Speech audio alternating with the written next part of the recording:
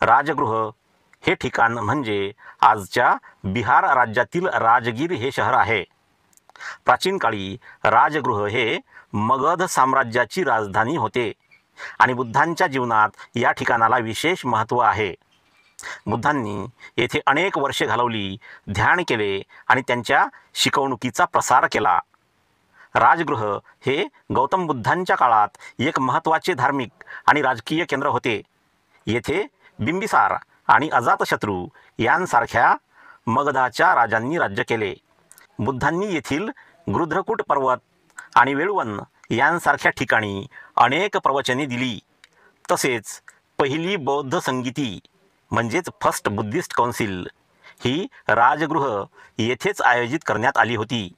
आजही राजगीर हे बौद्ध तीर्थक्षेत्र म्हणून प्रसिद्ध आहे आणि येथे अनेक प्राचीन अवशेष, स्तूप आणि विहार पाहायला मिळतात.